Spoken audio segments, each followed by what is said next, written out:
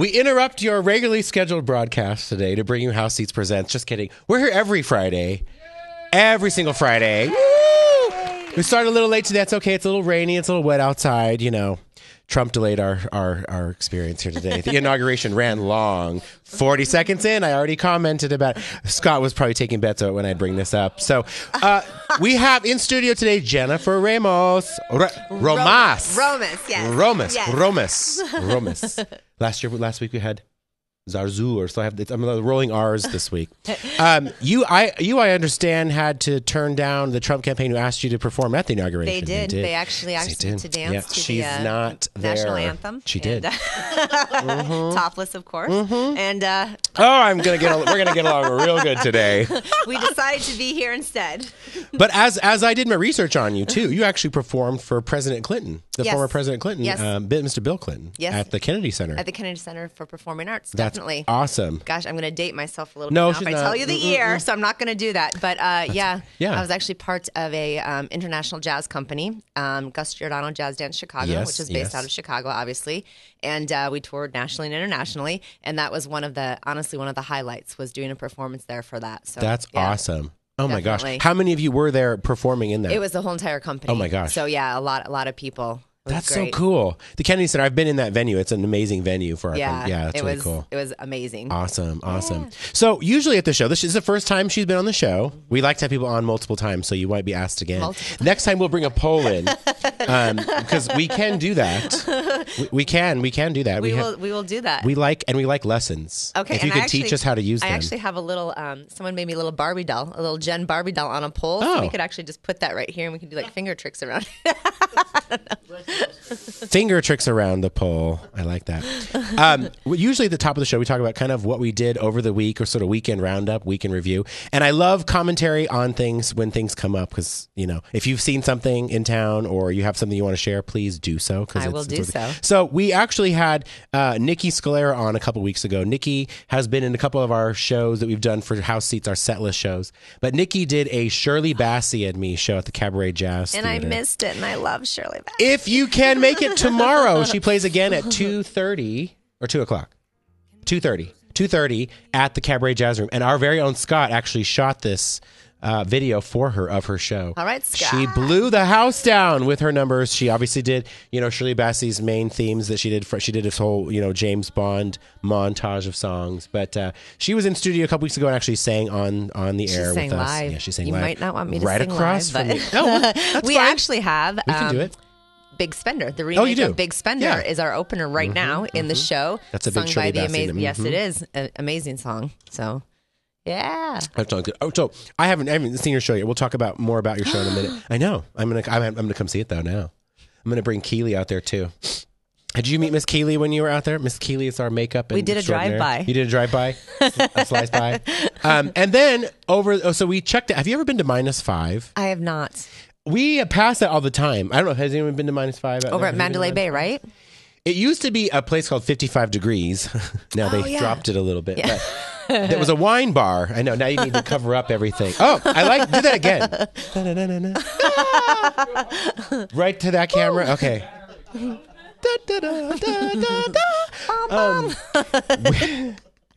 Grab it by the booty. No, there'll be none of that.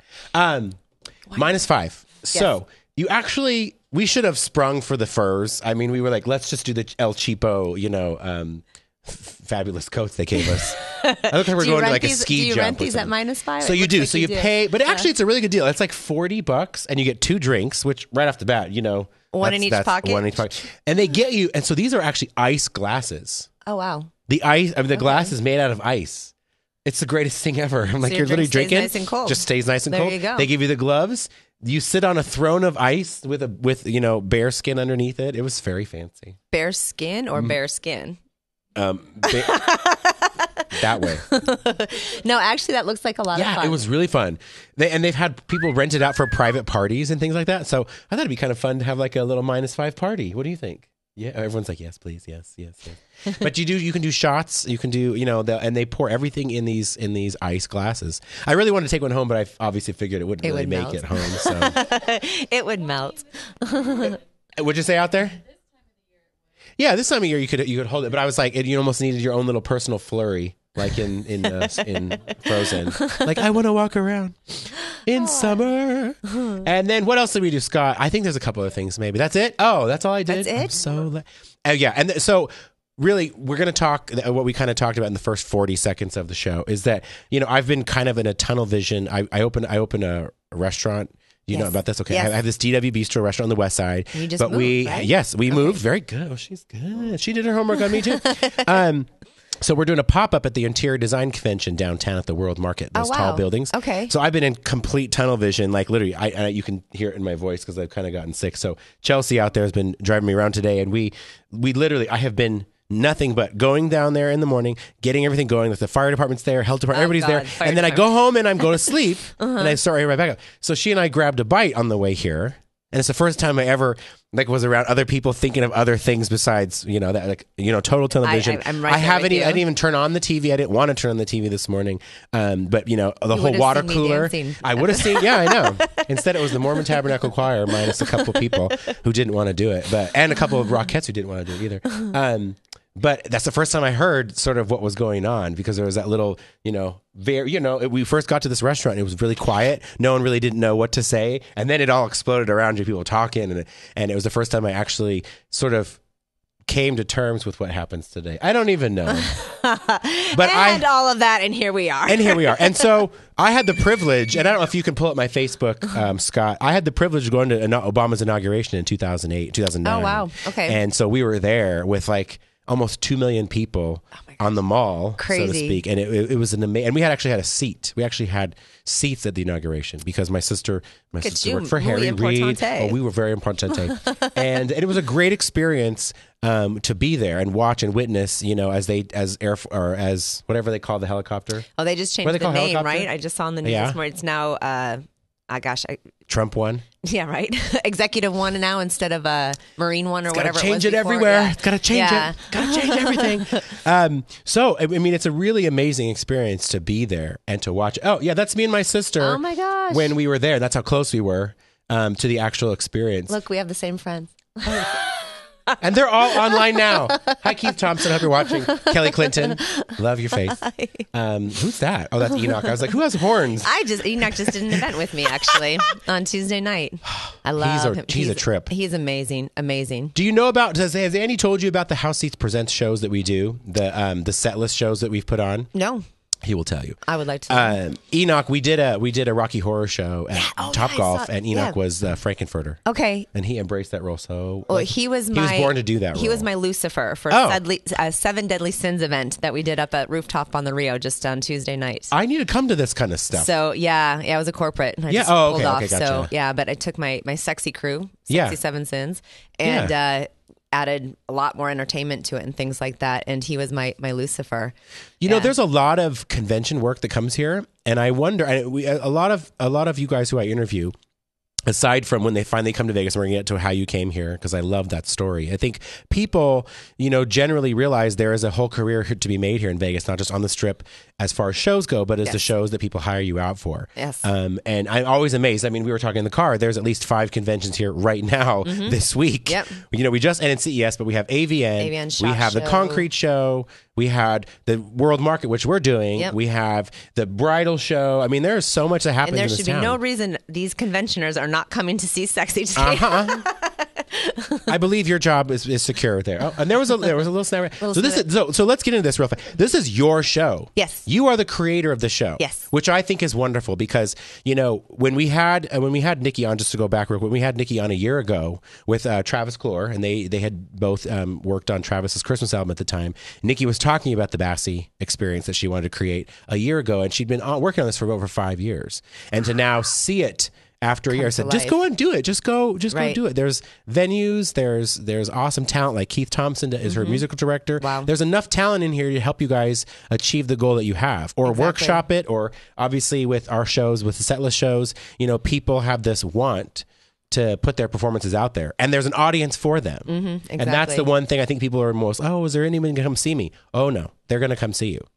So you're at the Westgate with this show. Yes, we are. In the showroom over there. Yep. At the It was the Shimmer Cabaret. It's now renamed to the Westgate Cabaret, obviously. So yeah, great room. Honestly, one of the best rooms in Vegas. It's not it's not massive. Yeah. It's very intimate, which is great.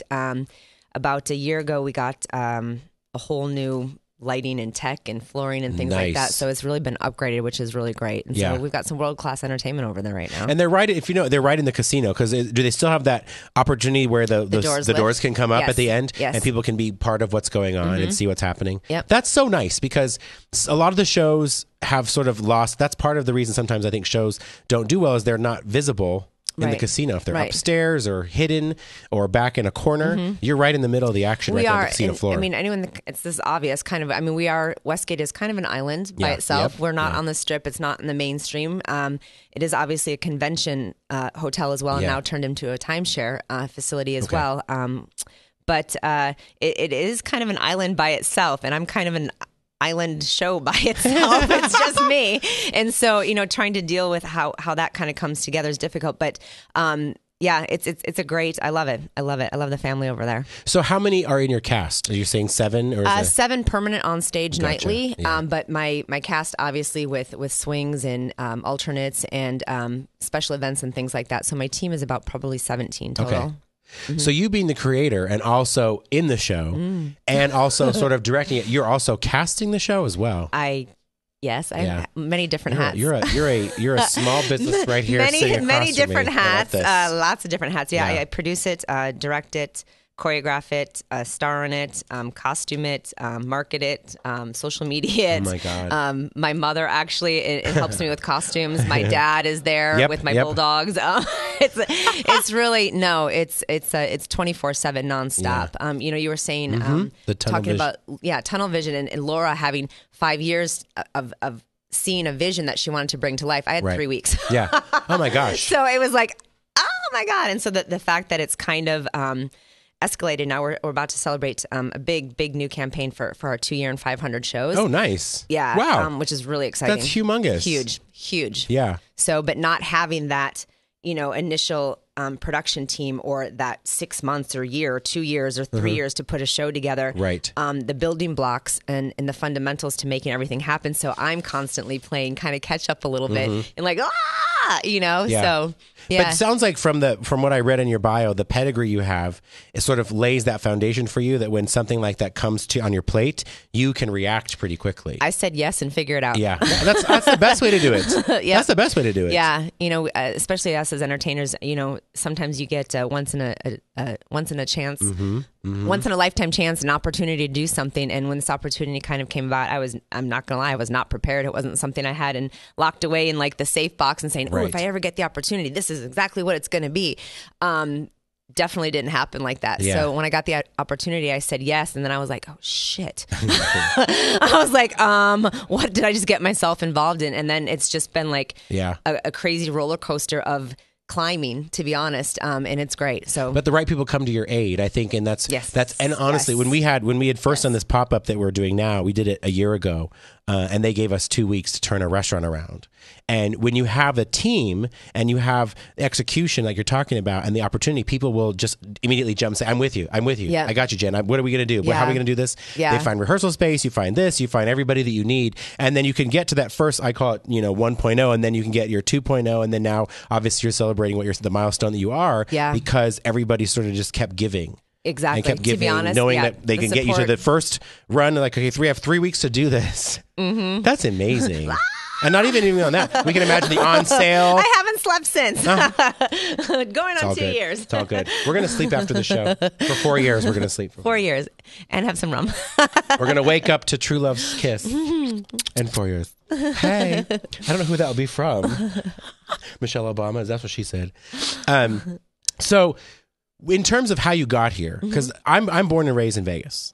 And I'm always amazed when people decide to leave the comforts of where they're from. Minnesota, I'm understanding from where you started, to end up in Las Vegas. Take me on a journey of Jen's move out west. Oh my goodness. Well, so my family's all from the East Coast, to be honest, and they relocated to the Midwest. Okay. I was born in Ann Arbor, Michigan, actually, and my family moved to Minnesota when I was in the 4th grade.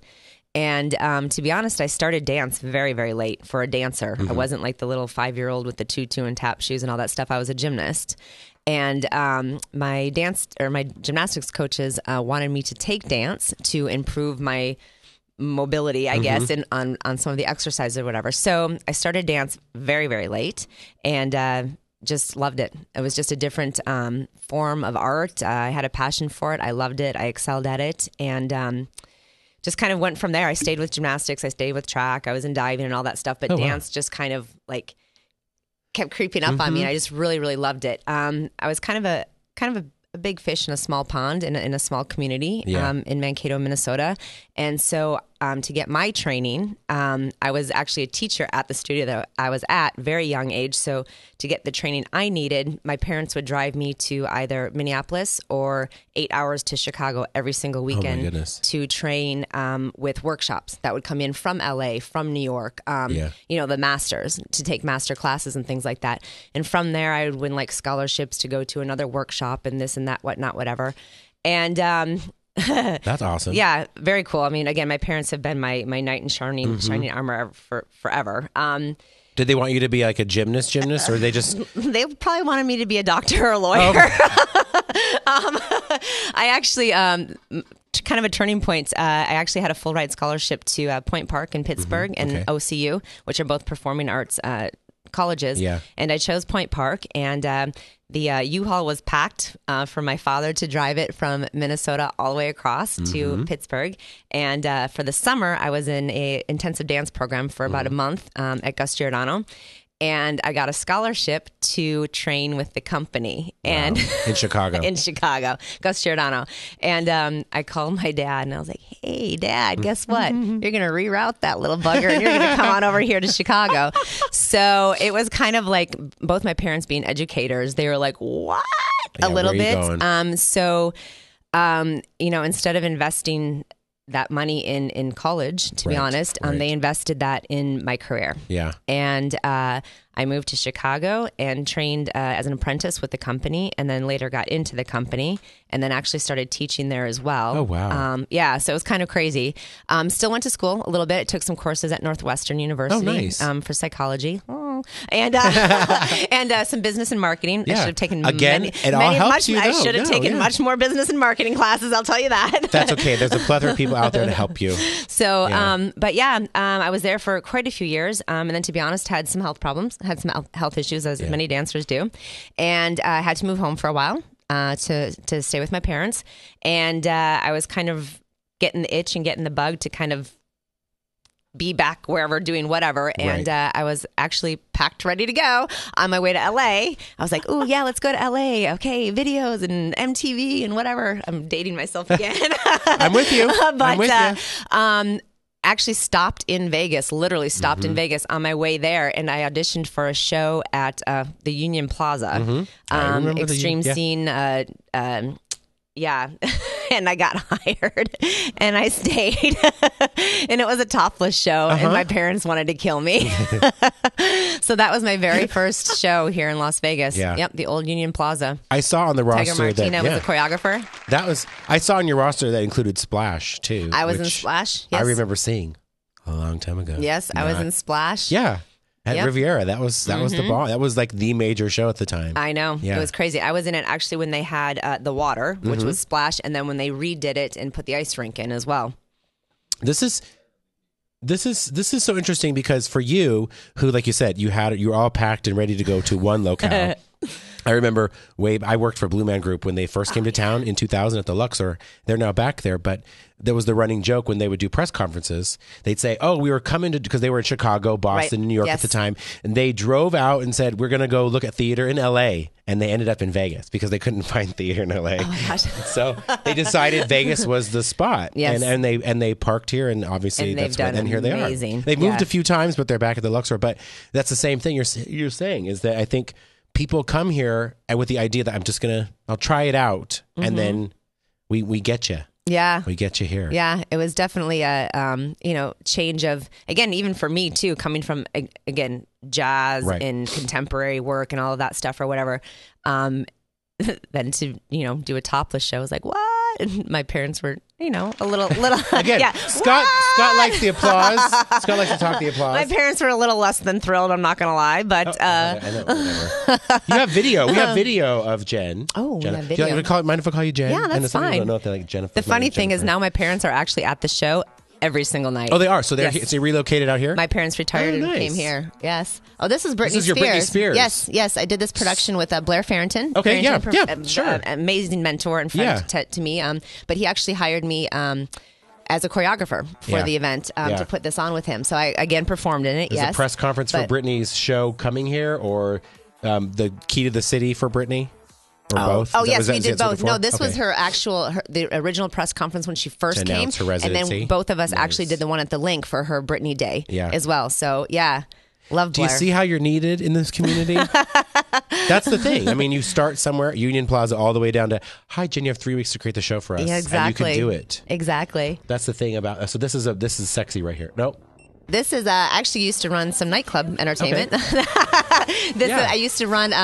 Again, I had kind of gotten injured myself and wasn't able to dance, so I needed to kind of look at you. You're so funny. Turn myself around and start producing stuff. So this was a project we were doing called Good Girls Gone Bad, and it was actually running all of the entertainment at Gallery Nightclub before they closed down. And which one was that? It was over at Planet Hollywood. Oh, yeah. Yep, Gallery Nightclub. Yeah. I kind of took over the entertainment and nightlife there. And this was a troupe of girls who were actually all kind of top of their game in the nightclub industry. Yeah. Whether they were VIP hosts or cocktail servers or whatever. And we brought them in and they did performances and things like that. It was it was a lot of fun. You can see, look, my knees all wrapped. Yeah. We need more of those clubs. And pre-boobs. Show those again. What happened? Pretty boobs. Pretty boobs. We need more of those. The nightclubs. I love going to them. Yes, more boobs. Scott chimes in every now and then in our little ear and tells us free boobs. Free boobs. I love it. No, I mean in the nightclubs, it can get a little stagnant just coming to watch the DJ, and they do some of them. Like Marquee does a lot of, like back in the day when Studio 54 was there. Yep, I worked there too. You did. Did you work with Jenny? Jenny Ammon? Jenny Ammon, yeah. Yes. I went to junior high and high school with her. Oh my gosh, that's crazy. She's done well for herself too. I love her. Exactly. Super. Yay, go Jen. Yay, go Jenny. Go Jen. Because the thing that reminded me for you too as to you being cemented in this community is you performed and worked with Golden Rainbow and Ribbon of Life, which for us, I mean, we've supported as house seats for the last 11 years as sponsors, but even prior to that, we would be patrons going to the show. Yep. And I know Andy's starting to help take over the direction of Ribbon of Life as can I say that? I can say that, right? Okay, no. Cat's out of the bag. Hi. And so, anyways. The thing about that show is it showcases the greatest of the strip performers, which is kind of what you're doing now in the sense you have cultivated this group of people that follow you, and you've however many years that's been for you, right? And being in this market, you can do what you did and take the 3 weeks and then keep revamping from there. Exactly. I want to go back to some of the things that you did early on in Vegas because I think a lot of viewers who have been in town a long time, a lot of our House Seats members and people who watch know the nostalgic shows that have been around. Yes. Besides, so what took you from Splash to say, in the 2000s and like that? What was going on? Oh my gosh, let's see. I opened up half the nightclubs in this city as a go-go dancer. I mean, talking like Raw nightclub, Pure nightclub, Club Utopia when that was back here, all of that stuff. I went to all those. Yeah, I did those too. were fun. And then did Splash, which was a great experience. Splash. Enter the Night, Christine W. was one of my very favorite shows here in the city, inside the Shimmer Cabaret. Okay, yep, Christine W. and the Sting. One of my all-time favorite shows. Did Monster Circus, which was actually a huge celebrity rock show, again, at the Westgate Hotel in the big room. Unfortunate that one didn't stick around. But I remember that I had Dee Snider. And there was a lot of people in there for that. It was amazing. That didn't feel like that long ago. No, it was 2008, I think. So, it was one of my all-time favorite shows. That was so Charo, fun. I was in. Oh, yeah. I'm like, Oh, yeah. Extreme Scene Exposed. Oh my gosh, the list goes kind of on and on. Eye Candy Burlesque, I was the lead at until I got dropped. And yeah, that's right. Oh, no. No, I just, gosh, I taught all the stripper 101 classes here in town. Yeah. I was I used to teach at the professional dance studio for Backstage One before that kind of fizzled out as well. Yeah. So I've been here since 1997. So definitely built a rapport with friends and the history of kind of entertainment. So, I think that's kind of been what's followed me and supported me, is because I do know a lot of people, and I've seen a lot of change in things like that. And yeah. You took a lot of shots to success, and that's the thing. I think, most people have an idea of what they want to do, and they don't ever execute it. And you've had multiple chances, like, we're going to do this. Yes. And it might not have lasted, but you did it. Well, to be honest, I mean, I'm without bad mouthing anybody. Yeah. But I was actually kind of thrown into the position that I'm in right now in terms of starting my company, which is called JRR Enterprises, which is Jennifer Rebecca Romas. Hey. That would be my name. Yep. So what happened was, like I said, I was actually the lead performer at a show at Planet Hollywood in the David Sachs Theater. It wasn't owned by David Sachs, but we were in his theater. Okay. And I was the lead of a show called Eye Candy Burlesque, and I did fire and pole and dance and all that crazy stuff. And not kidding, my dance partner dropped me on stage and shattered my kneecaps. Oh. So, yeah. Ow. So this was 2012, to be honest. Before then, from about 2000, I am divorced now, but I was married. Before all of that kind of happened, my ex-husband and I toured internationally almost exclusively with Royal Caribbean for 5 years. Oh, you were a cruise? Yeah, oh, we headlined we did a comedy variety show. Okay. He was a crazy tap dancer, juggler, comedian, crazy stuff. Yeah. And so we incorporated our talents, and we toured internationally with Royal Caribbean, Holland America, Norwegian Cruise Lines. Yep. Then we came back into town for a while, and then we had the opportunity. America's Got Talent called us, and we were on America's Got Talent season 4, actually, top 10. Nice. It was Mario and Jenny, Sexy and Dangerous. The Sexy's I following think me. Yeah, we did fire acting, chainsaw juggling, yes. all that stuff or whatever. Yes. So we did that for a while, which was crazy or whatever. And then we kind of went our separate ways, as a lot of relationships kind of do. And I was kind of trying to find myself a little bit. I was sales and marketing for Las Vegas athletic clubs. Okay. I worked with them for a number of years, and trying to get out of dance always, because I knew like there was not going to be a future. You reach a certain age in your body as a dancer, your body, I mean, obviously you've got to have something else to lean on. So always trying to find something else, and always being brought back to there we go. AGT. Yeah. Yeah. Love it. Yeah. It's crazy. Actually, I did fire on Tuesday night for the first time in like 7 years, I think, since this, actually. Yeah. But this is, awesome. Yeah, it was awesome. Yeah, I do remember that name. Yeah. We rocked it. Not gonna lie, it was awesome. That's super cool. But yeah, so we kind of went our separate ways, and I got back into doing my own things instead of being part of a duo act or whatever, and started kind of rebuilding my your own person, my own person back here in Vegas or whatever, and. Then 2012 came along, and I was in Eye Candy Burlesque, blah, blah, blah, blah, blah. And I got dropped, and literally was out of work, couldn't dance, couldn't hardly walk, was in rehab for a number of years, like almost 3 years. And I still to this day am involved in therapy, and I've had 3 surgeries, and it's just kind of been crazy. So that forced me, though, because I couldn't physically work, that forced me to start my company, which is JRR Enterprises. And so without being like condescending or anything, everything kind of happens for a reason, as shitty as it is. No. But it kind of forced me to get to where I am. And I think one of the lines that I always like reflect back to, let me just make sure, is any other turn along the way, or any other arbitrary turn along the way, and you would be elsewhere. Yes. And I think that's really true for when you really look at how things come to you, like opportunity finds. I don't believe in luck. I believe it's opportunity finds you when you're the most ready. Exactly. And like something like this coming into your lap for the show you're doing now is just a true testament. And the clothes are coming up. I was trying not to pay attention. Sorry. They were right in front of my face. That was supposed to be really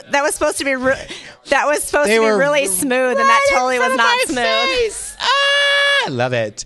That was supposed to be smooth. It's fine. It's fine. We were gonna save this, but we'll talk about it. We have a show we're gonna start probably now April 1st. We're gonna start a show called Small Business Big Voice. Oh wow! And we really want to teach people, because I run several small businesses, but whenever I interview you guys are your own small businesses out there fighting for your own craft and how you use your life and how you use it. And what you said earlier was like you didn't have people around you to ask. Right. I want to create a forum where people can ask a few more questions about accounting, management, marketing, all that kind of stuff, because you feel like you're by yourself. But totally, this opportunity, and I can't wait to come see the show, because I'm very proud to know that you literally took something that was handed to you and you created something amazing. So I'm really proud to have you on. Oh, especially on a day like today. I appreciate you. Cheers. Cheers. Cheers to Dasani and rum. Have a good weekend. Be safe on the roads. Are we done already? We're done. Bye.